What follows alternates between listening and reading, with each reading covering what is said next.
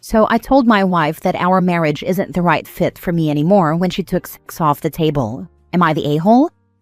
I, 38 male, have a high libido, and my wife, 36 female, has a low one. We've been in a dead bedroom for about 4 years now, and we have kids together. She recently told me she wants me to go to individual therapy to stop making her responsible for my sexual needs. I've tried my best to communicate over the years, but as soon as she said that phrase, I had a deep realization that I'd had it all wrong. Of course, I don't want to have sex that isn't fully consensual, but I think by constantly talking to her about it, asking for more effort in the bedroom, more initiative, and playfulness in our day-to-day interactions, I had made her feel responsible for my happiness.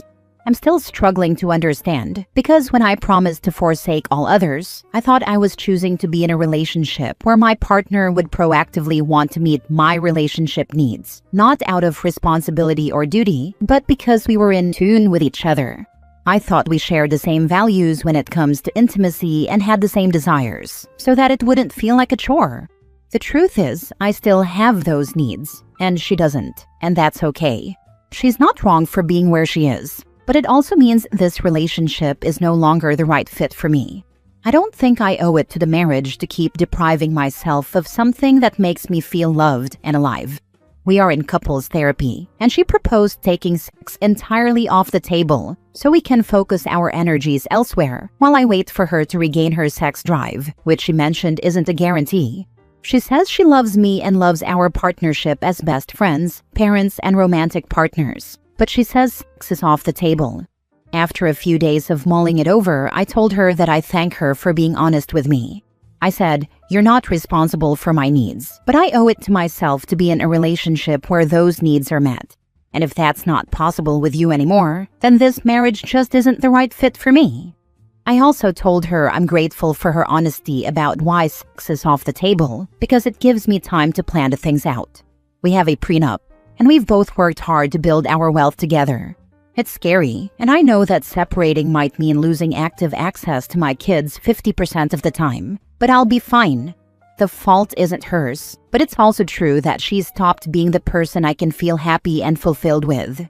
She has taken this extremely badly. She's made all sorts of assumptions about me and demands an answer as to why I wasn't curious about her thought process behind what she wants us to do. She said I blindsided her, but honestly, I'm not angry with her anymore.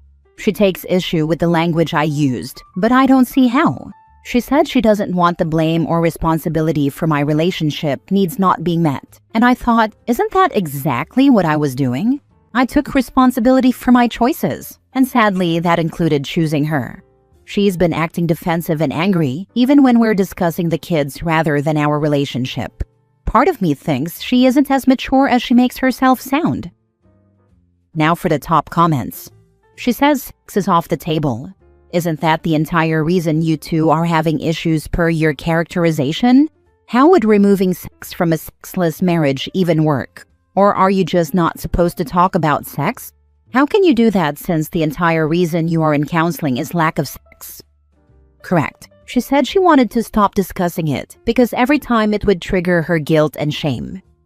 Sounds like entire reason for counseling is OP still wants sex. And so on the first time she said, absolutely, no sex indefinitely, stop asking until I say you can. So he says, okay, divorce then. And she's mad. Like, I don't know how she didn't see that coming.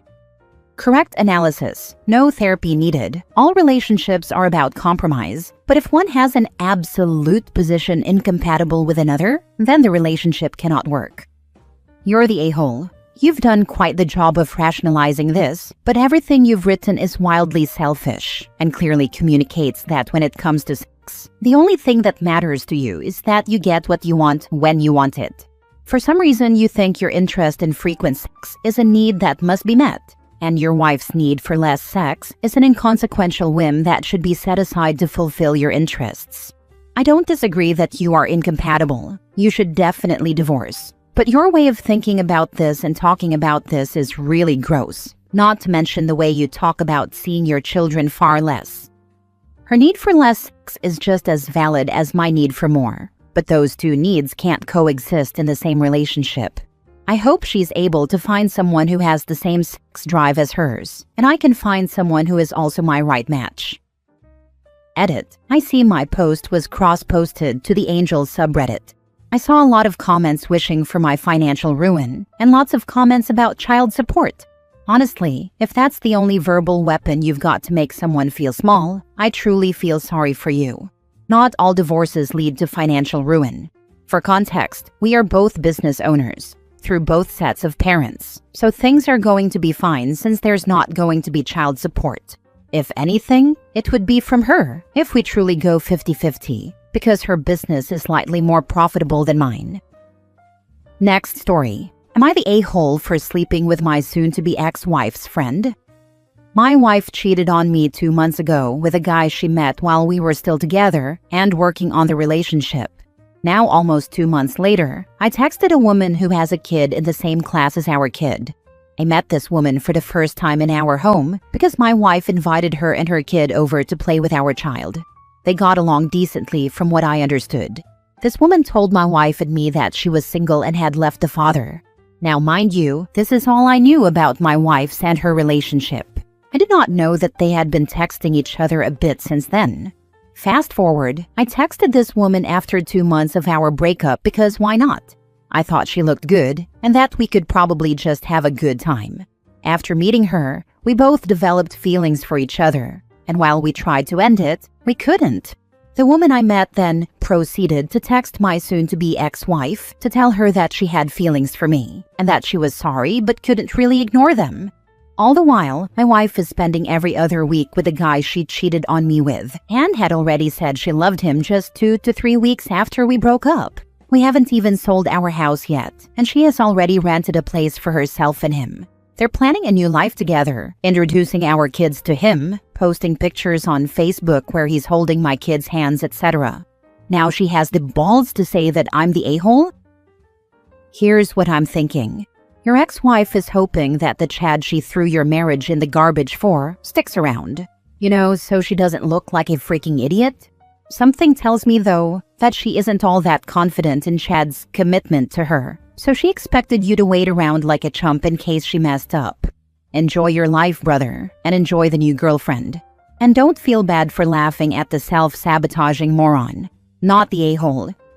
Exactly this. She's just pissed you aren't sitting by the door hoping she comes home, and she now realizes her safety net is gone. Why is this woman reaching out to your soon-to-be ex and discussing what's happening between the two of you? What exactly was the goal? Not sure about the goal. She was feeling guilty for having a friendly relationship with my soon-to-be ex-wife and a romantic relationship with her friend's ex-husband. I get where she was coming from, but she should have spoken to you about her concerns and given you the opportunity to tell your ex first if you wanted to. She caused a lot of unnecessary drama, and not giving you the courtesy of a conversation first is very strange. Kind of an orange flag. As a woman who is also going through a divorce, she should understand better than most why that was immature and unnecessary. It would be different if your ex was like her best friend, but they're new acquaintances at most, and judging by her willingness to sleep with you, she must not care that much about being courteous or respectful to your ex-wife, lol. Also, you're absolutely not the a-hole. Your ex is high on the narcissistic scale. Be happy you're getting out of that marriage. I'm happy for you. Thank you very much for the kind words. We talked a bit about it before she talked to her, and I asked her if she wanted me to break the news to my soon-to-be ex-wife, but she felt it was better if it came from her, which I honestly had no problem with. In my view, my soon-to-be ex-wife has no say in who I meet or sleep with, so I really didn't care about telling her. Edit/mini update. As the situation stands now, she has threatened to contact the court to basically force sell the house to the lowest bidder. This could mean our entire 10-year housing career will be lost, and any hopes of putting any of the money from the sale of the house into savings for the kids will be gone. I haven't received any calls or letters about it yet, so we'll see. Next story. Am I the a-hole for not reminding my husband it was my birthday? I feel so pathetic. So, my 45 female birthday was last Wednesday. I've been with my husband, 56 male, for 7 years. I like to make birthdays special for my family. For example, I decorate my son's room while he's sleeping so he can wake up feeling celebrated and loved. I'm cheesy, I know, lol. For my husband, I put out his gifts and cards so he can see them when he wakes up, and I'll make whatever he wants to eat for supper. Or we go out if he prefers. It's his choice. And whatever else he wants to do for his birthday. My husband has always gotten me something for my birthday, with cake and a card. It's great. But this year, no birthday wishes in the morning, no mention, nothing. Around supper time, we were chatting after work, asking about each other's day, and I asked him if he knew what day it was. He realized and said that he completely forgot it was my birthday, then came to give me a hug and said he'd get me a gift. I said that was okay, but I was hurt that he didn't think of me. He completely shut down and went to lie down. I went out for a walk because I was crying, and I didn't want my son to see me cry. I walked, crying in the rain, like an idiot. A sad, stupid idiot. My husband has been in a pissy mood since. I haven't mentioned my birthday following his shutdown. I just kept going with the week and taking care of our family. He has barely spoken to me. This morning, I went on an errand before work. I work from home and brought him back his favorite candy bar, because I always do when I bring back snacks. When he saw it this morning on the table, he asked if it was for him. I said yes, and he threw it in the garbage before leaving for work. When he came back from work, he said that I destroyed him by telling him that I was hurt he forgot my birthday. He said that he apologized, the hug, and when I told him that it hurt me that he didn't think of it, that destroyed him. To be clear, I never yelled or brought it up again in the following days. I just said that one sentence about it hurting my feelings, and that apparently makes me a horrible partner. He said I should have reminded him, given him a heads up. I know when his birthday is. I don't need a reminder. So my brain kind of froze when he said that. I order his gifts in advance when I find things he's going to love. Anyway, am I the a-hole for not telling him my birthday was coming up? If it destroyed him so much, why did he ruin it even further by acting like a complete a-hole for the next week? Incredibly manipulative behavior, making his screw up your fault and punishing you for being hurt over it. Not the a-hole. Police. If forgetting really destroyed him, he wouldn't double down by sulking, stonewalling, and literally tossing gifts in the trash lol. Not the a-hole. It is classic Darvo and emotional manipulation. I bet he rarely if ever admits when he's wrong, let alone apologizes with words. Not the a-hole. I'm going to go out on a limb and guess this isn't the first time he's reacted like this. Maybe not about your birthday, but how does he generally handle you sharing your feelings or bringing up issues? I don't bring up times when he has hurt my feelings anymore. When he's in a good mood, he can be really sweet and seems understanding. He will say that I deserve better. But when he's upset, he'll get mean with his words. Last story. Am I the a-hole for taking my house key back from my boyfriend? My boyfriend, 24 male, and I, 26 female, have been fighting about this for the last few days. I live on my own and do not get any kind of help from my family, while he lives in an apartment purchased by his grandparents. He pays rent, about $800 a month, which is on the lower end for my city. Until a couple of months ago, he told me that he co-owned this place with his grandparents. But it turns out he is not on the deed and had been lying to me out of embarrassment. We had a big fight about it, but made up. We've been seeing each other for about 8 months.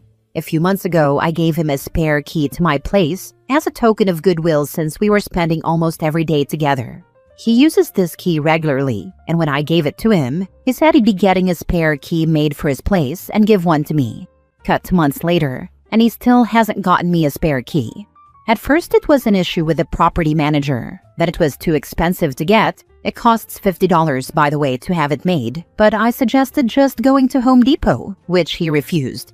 Now he says he has to get permission from his grandparents, who are hesitant to let me have a key. I have met them multiple times, but they don't like me because he babysat my cats at his place, and they scratched up an old carpet, which I have offered to pay for and replace. I'm exhausted. I hate nagging him to get this done. And if it was an impossible task for understandable reasons, like the homeowners not wanting me to have a key, I feel like that should have been communicated when I gave him mine. I've been telling him for months that if I don't have a key to his place, I don't feel comfortable with him having a key to mine. It feels unequal. He says I'm being unreasonable by wanting to take my key back and acting on emotion, that it's easier to just have keys to one another's places. That's my point, it is. Am I the a-hole for taking my key back since he can't seem to give me a key to his place? This all feels so juvenile to me. I haven't needed to ask for permission from a family member to do anything since I was 17, but I did grow up very independent, so maybe my viewpoint is skewed. The issue isn't that you don't have a key, it's the fact that he's lied to you and keeps avoiding having the discussion as to why he won't give you a key. He lied to you for months about his financial standing and whether or not he owned the place. He doesn't own it, and he will probably never own it. He said he would get you a key, but now keeps giving excuses because he has no ownership and cannot give you a copy. There are more issues in this relationship than a key. Just change your locks and find a guy that's on the same page as you. He's not even mature enough to have an open, honest conversation. I read a post OP made 5 months ago about this guy being jealous of her success at work. This was before she was aware that he had lied about the ownership of his apartment. It seems he's not very motivated or successful in paid employment either, while OP has pulled herself up by her own bootstraps. I had a boyfriend like this. He lived at home with his mother, didn't pay her for any living expenses, and was openly jealous and insecure about how capable I was. I'd been independent since age 16, was studying and in paid employment, and renting my own little flat. He pitied himself because his father had died when he was 8, and his mother apparently treated him horribly. He exclaimed what a great cook I was, and how he'd love to learn to cook like me. I felt sorry for him, let him move into my place, gave him contacts for paid employment. I thought he'd take the opportunity to pull himself up by the bootstraps like I had, but as soon as he moved in, he changed completely. It turned out he'd only planned to pay me a token amount toward household expenses, as he figured I'd be paying those bills anyway if I lived by myself. He did no housework or cooking, and the illusion of us being a partnership evaporated. He was very insistent on going to the social events and amazing fieldwork opportunities I got, but when he got similar opportunities, he made sure to exclude me. Best case scenario, OP's boyfriend is spoiled, selfish, and a bit devious. Worst case scenario, he's deliberately setting her up to coddle and support him the way his grandparents and parents have, so he'll never really have to lift a finger for himself.